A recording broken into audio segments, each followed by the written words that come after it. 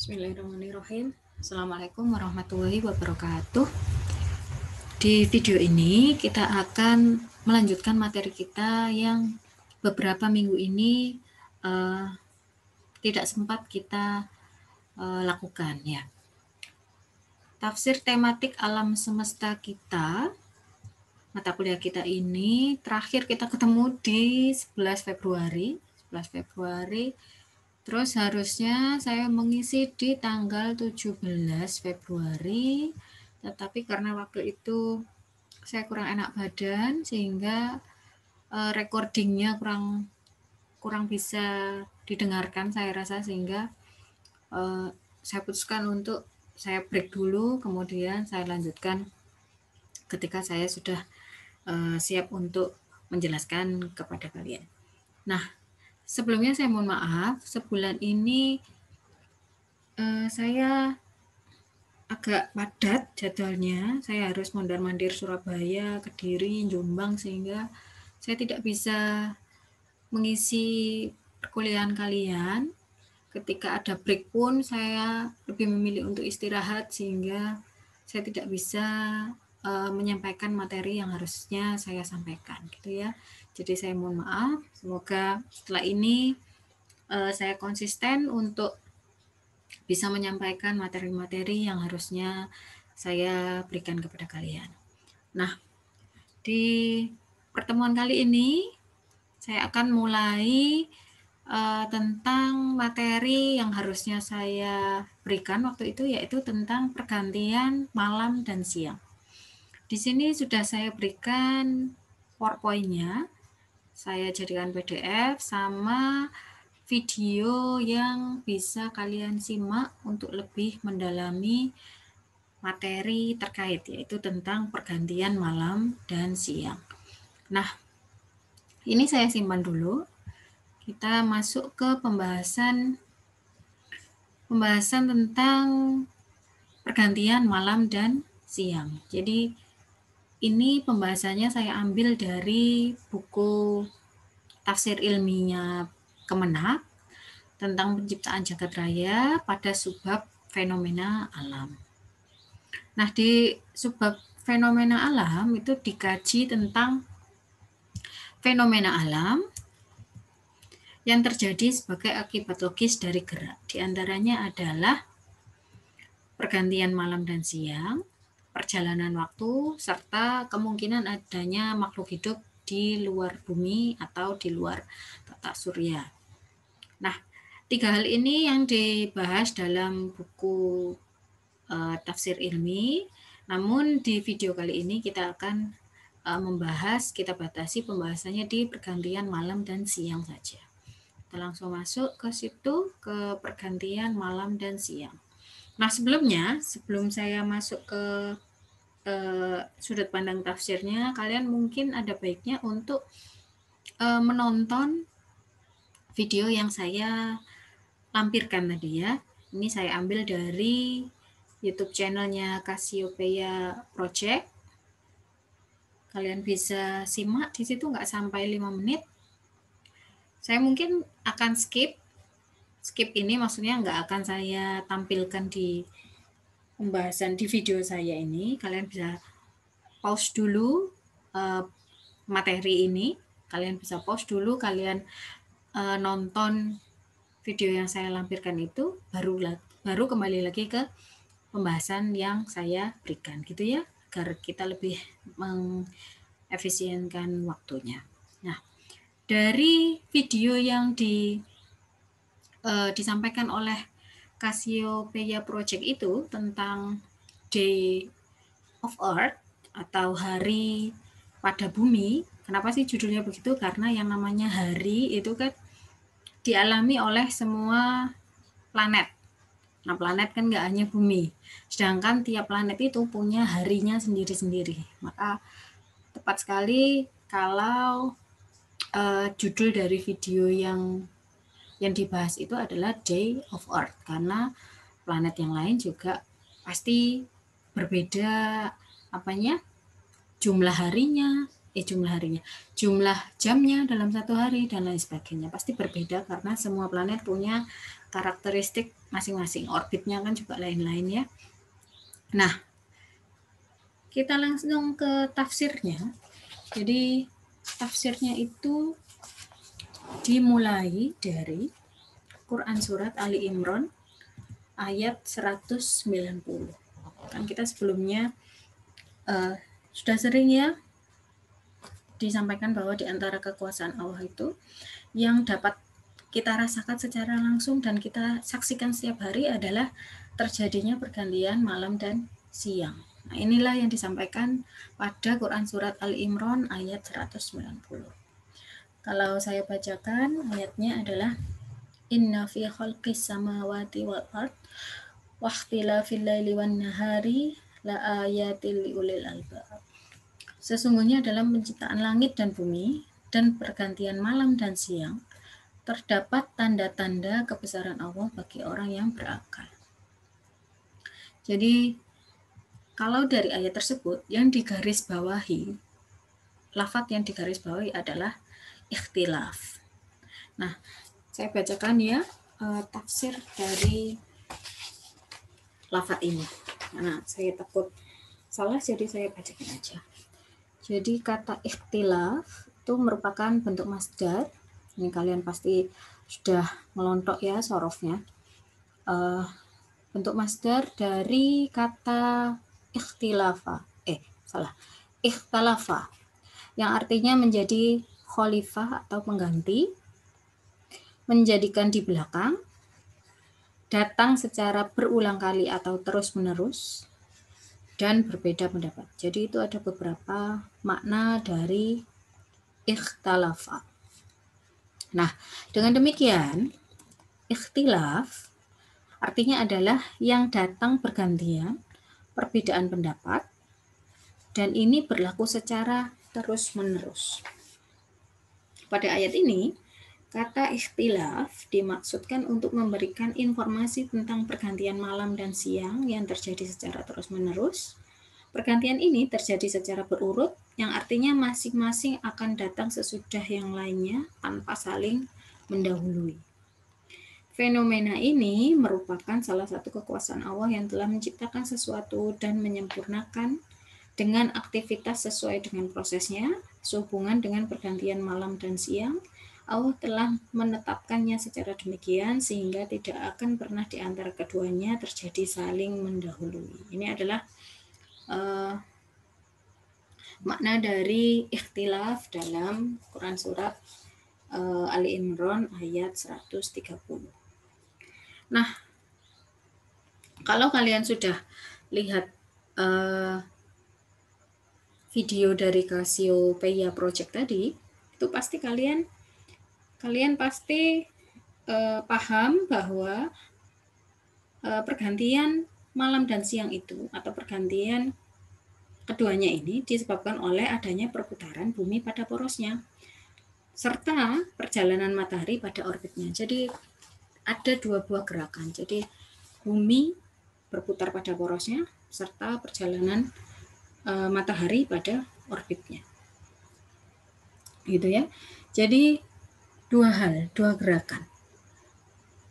Atau kalaupun kalian nggak nyimak videonya, kalian pasti sudah tahu ini ketika belajar IPA dulu kan dia waktu sekolah. Nah, akibat dari perputaran rotasi bumi, sebagian dari wilayah bumi itu ada yang menghadap matahari sehingga terkena sinar dari matahari itu tadi. Nah, bagian yang terang itu kan akibatnya adalah menjadi siang, sedangkan bagian yang gelap itu menjadi malam. Itu ya. Ini pasti jelas sekali, kita sudah pasti paham tentang hal ini. Nah, fenomena yang seperti ini kan berjalan atau berlangsung secara terus-menerus sesuai dengan perputaran dan pergerakan bumi dalam mengelilingi matahari. Gitu. Jadi ini sesuai dengan yang tadi disampaikan dalam makna ikhtilaf ya. Jadi sama seperti itu. Nah, kita kalau kaitkan dengan ayat yang lain bahwa pergantian malam dan siang itu ada ungkapan bahwa memasukkan malam ke dalam siang, kemudian memasukkan siang ke dalam malam. Nah, kalau kita kaitkan dengan ayat ini, yaitu Quran surat Al-Hajj yang berbunyi Dzalika bi anna Allaha yulijul laila fin nahari wa yulijun nahara fil laili wa anna Allaha sami'un basir. Demikianlah karena Allah kuasa memasukkan malam ke dalam siang dan memasukkan siang ke dalam malam, dan sungguh Allah Maha mendengar, Maha melihat. Hajj ayat 61. Nah, ini sebenarnya adalah isyarat bahwa hanya Allah yang dapat melakukan hal ini dengan segala kekuasaannya yang telah difitrahkan secara hukum alam. Nah, kalau kita kaji, kita kembali pada hukum alamnya ya, yang juga ditampilkan pada video yang dipaparkan oleh Cassiopeia Project itu, bahwa terjadinya malam dan siang itu kan merupakan akibat dari perputaran bumi pada porosnya dan perjalanan matahari pada orbitnya. Dua pergerakan. Nah, perputaran bumi itu kan seperti yang tadi saya sampaikan, menyebabkan terjadinya malam dan siang karena dia berputar, sehingga kan ada bagian yang kena sinar matahari, ada yang nggak kena, sehingga ada malam dan ada siang. Sedangkan pergerakan bumi pada orbitnya untuk mengelilingi matahari menyebabkan perbedaan rentang waktu malam dan siang yang tidak sama pada waktu-waktu tertentu. Nah, ini kan mengakibatkan bahwa ada perubahan letak dan jarak dari bumi dengan matahari, antara bumi dengan matahari. Kadang-kadang jaraknya begitu dekat, tentu saja begitu dekat tergantung orbitnya ya. Jadi sudah ada ukurannya.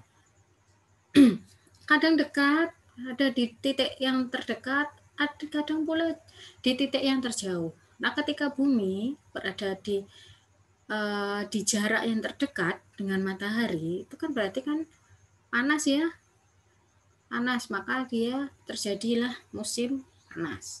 Kalau jauh, karena jauh dari sumber panas tadi, jadilah terjadi musim dingin. Terus itu kan kalau kita lihat dari jarak terjauh dan jarak terpendek antara bumi dengan matahari.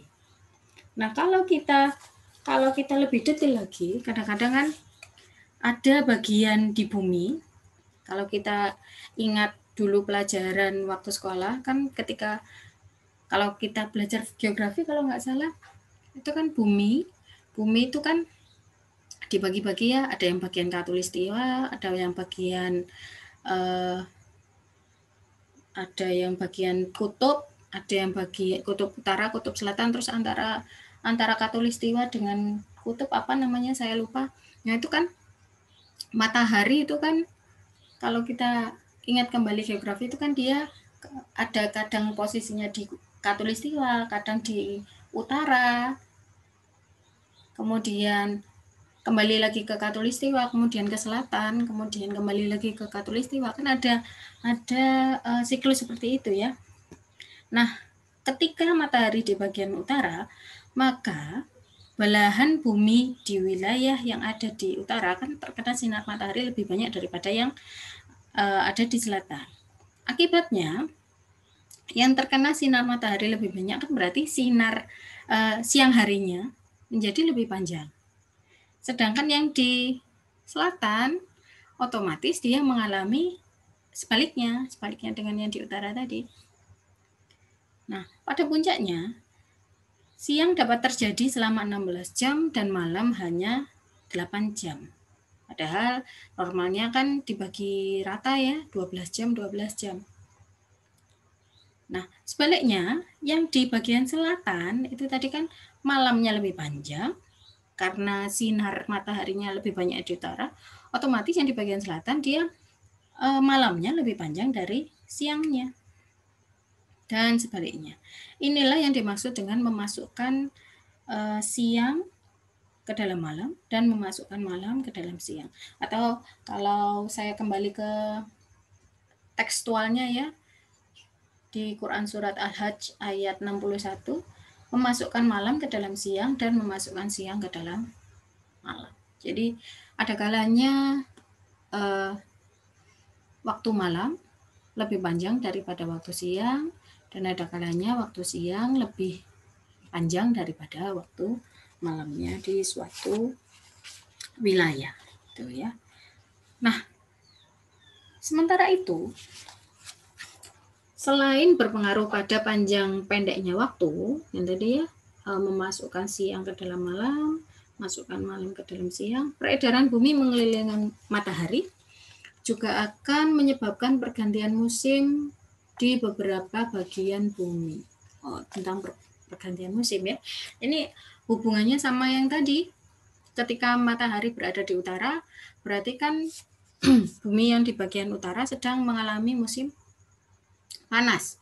Sedangkan yang di selatan sedang mengalami musim dingin karena sinar mataharinya lebih banyak yang di bagian utara.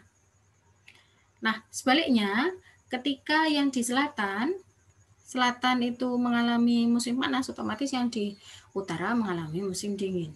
Karena kan gitu biasanya periodik ya, mataharinya dari Khatulistiwa nanti ke utara, kemudian nanti ke Khatulistiwa lagi, kemudian ke selatan, balik lagi ke Khatulistiwa, dan seterusnya. Nah, bergantian dengan pergantian musim ini, manusia memanfaatkannya untuk menetapkan waktu berpergian seperti yang dilakukan masyarakat Quraisy di Jazirah Arab pada masa lalu. Nah, pada musim panas mereka berpergian ke utara untuk berdagang. Nah, hal ini disebabkan karena cuaca di daerah tujuan berada dalam keadaan panas sehingga perjalanan tidak terganggu oleh musim dingin. Sedang pada musim dingin mereka memilih untuk berdagang ke arah selatan yang cuacanya lebih hangat. Jadi mereka tuh pola perdagangannya dipengaruhi oleh cuaca. Tentu saja orang lebih memilih cuaca yang hangat daripada yang dingin, karena tentu saja lebih nyaman. Nah, ini digambarkan dalam Quran surat Quraisy ayat 1 sampai 2. Li'ilafi Quraisy ilafihim rihlatash syita'i was-shaif. Karena kebiasaan orang-orang Quraisy yaitu kebiasaan mereka berpergian pada musim dingin dan musim panas. Itu tadi adalah kutipan dari Quran surat Quraisy ayat 1 dan 2. Nah, kalau kita ingat kembali bahwa Allah kan nggak mungkin menciptakan segala sesuatu itu dengan sia-sia, pasti ada maksudnya. Nah, kalau kita hubungkan hal itu dengan penciptaan pergantian malam dan siang, itu pasti kan ada manfaatnya. Nah, berarti siang ada manfaatnya, malam juga ada manfaatnya. Nah, kalau kita kaitkan dengan surat yang lain, dalil yang lain, ayat yang lain, yakni Quran surat Yunus ayat 67, itu kan di situ disebutkan bahwa, saya bacakan artinya aja, dialah yang menjadikan malam bagimu agar kamu beristirahat padanya dan menjadikan siang terang benderang. Sungguh yang demikian itu terdapat tanda-tanda kekuasaan Allah bagi orang-orang yang mendengar. Jadi kita tahu bahwa siang itu karena terang pasti kita akan optimal dalam melakukan sesuatu, ya kan? Salah satunya adalah mencari nafkah, beraktivitas, kemudian memenuhi keperluan kita. Ada yang bekerja, ada yang sekolah, ada yang misalkan bertani, dia juga pertaniannya siang-siang, kan nggak mungkin malam-malam ya, dan lain sebagainya. Kalau malam gunanya adalah untuk istirahat, karena diciptakannya malam itu kan gelap ya, gelap itu kan menenangkan. menenangkan, tenang, kan sepi ya, malam tuh sepi, jadinya sangat cocok untuk beristirahat agar besoknya bisa kembali beraktivitas. Ini sesuai dengan Quran surat Yunus ayat 67. Nggak kebayang kalau Allah tuh nggak menciptakan pergantian malam dan siang. Jadi dunia ini hanya siang terus. Nggak mungkin ya. Kan pasti kita butuh malam. Sebaliknya juga nggak mungkin kita bakal dikasih Allah malam terus pasti dalam pergantian malam dan siang itu ada manfaat. Jadi ada siklus, ada keseimbangan di dalamnya. Ada waktunya istirahat, ada waktunya beraktivitas. Tapi kalau kita ingat di daerah yang mungkin pucuk kutub utara sana atau pucuk di kutub selatan sana, mungkin karena saking jauhnya titik lokasinya itu dari matahari, ada yang mengalami hal seperti itu. Jadi malamnya hampir 24 jam tuh malam terus, ada yang seperti itu. Ada juga kalau nggak salah di daerah mana ya, saya agak lupa, Alaska atau Kanada atau di mana ya, atau Iceland, pokoknya di utara sana. Di utara sana itu karena udah malam tapi masih ada matahari, jadi rumah mereka didesain agar suasananya seperti malam, meskipun kalau keluar rumah itu mataharinya masih terang benderang. Jadi misalkan saya kurang tahu ya jam berapa, misalkan jam 9 lah, misalkan jam 9 sudah waktunya tidur tapi masih ada matahari di luar. Kan orang nggak mungkin terang benderang tidur tuh, biasanya kan silau, nggak nyaman dan lain sebagainya, panas dan lain sebagainya. Akhirnya mereka tutup rapat-rapat kayak jendelanya dan lain sebagainya itu pakai tirai yang benar-benar nggak tembus cahaya agar bisa mengkondisikan suasana seperti malam agar bisa istirahat lebih optimal. Jadi seperti itu. Jadi bersyukurlah kita di daerah Khatulistiwa siangnya 12 jam, malamnya 12 jam. Jadi kita nggak perlu seperti itu. Nggak perlu rekoso untuk bikin malamnya gelap, bikin siangnya terang, karena itu sudah otomatis kalau di Indonesia ya, karena seimbang 12 jam. Nah, kalau kita hubungkan dengan ayat lain, yakni An-Naba ayat 9 sampai 11. Waja'alna naumakum subata waja'alna al-laila libasa waja'alna an-nahara ma'asya. Dan kami menjadikan tidurmu untuk istirahat, dan kami menjadikan malam sebagai pakaian, dan kami menjadikan siang untuk mencari penghidupan. Jadi secara fitrahnya memang kita tuh tidur, kita butuh untuk istirahat. Nggak mungkin kita kerja terus, nggak mungkin kita aktivitas terus, belajar terus, kan mungkin ya, pasti kita butuh istirahat. Makanya Allah tuh sudah tahu akan kebutuhan kita itu, sehingga menciptakan malam sebagai pakaian. Nah, manfaat lain dari pergantian malam dan siang adalah munculnya kehidupan di bumi secara merata. Jadi kehidupan di bumi bisa merata, bisa terjadi karena adanya pergantian malam dan siang ini. Bayangkan apabila tidak ada pergerakan bumi pada porosnya, sehingga tidak ada pergantian malam dan siang. Otomatis kan yang bagian terkena sinar matahari, dia akan panas terus, kena matahari terus, siang terus, sedangkan yang nggak kena matahari akan gelap terus, malam terus. Yang kena panas, bayangkan airnya pasti menguap terus akhirnya pada kering. Sedangkan yang malam karena dingin ya, malam itu kan karena nggak ada panas matahari sehingga dingin nanti lama-lama airnya membeku. sebagian yang lain tandus, sebagian yang lain membeku. Padahal makhluk hidup tuh butuh keduanya untuk hidup. Butuh air, ya butuh sinar matahari toh. Kalau terlalu panas juga kehidupan nggak akan bisa bertahan. Kalau terlalu dingin juga kehidupan nggak bisa bertahan. Nah, dari sinilah kita bisa tahu bahwa pergantian malam dan siang itu mempunyai pengaruh positif bagi kehidupan kita dan kehidupan makhluk-makhluk yang lain yang ada di bumi. Jadi bersyukurlah atas karunia Allah yang berupa salah satunya adalah pergantian malam dan siang. Bayangkan kalau tidak ada pergantian malam dan siang, sudah pasti kehidupan di bumi akan musnah. Semua makhluk-makhluknya akan punah. Nah, karena itulah Allah menegaskan bahwa penetapan atau ketentuan pergantian malam dan siang itu benar-benar diberikan untuk kepentingan makhluk, kepentingan manusia, kepentingan kita. Nah, inilah yang disampaikan pada ayat berikut, yakni Quran Surat Ibrahim ayat 33. Saya bacakan artinya ya.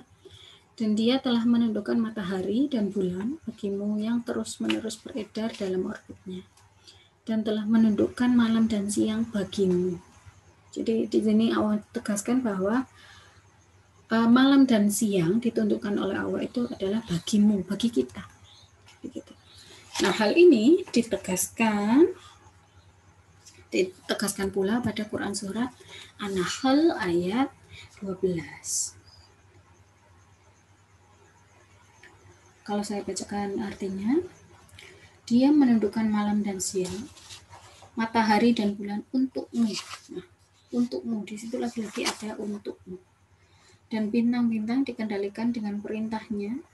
Sungguh pada yang demikian itu benar-benar terdapat tanda-tanda kebesaran Allah bagi orang yang mengerti.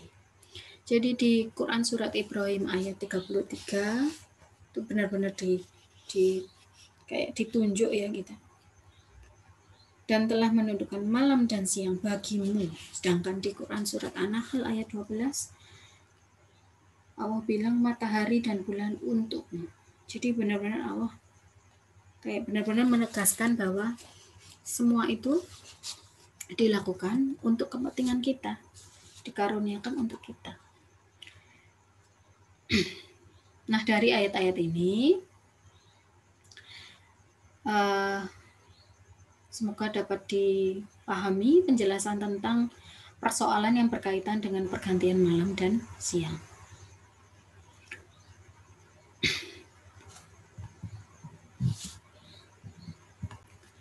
Semoga dengan ini kita selalu diberikan petunjuk oleh Allah tentang kekuasaannya yang telah menetapkan segala sesuatu bagi makhluknya, bagi kita semua.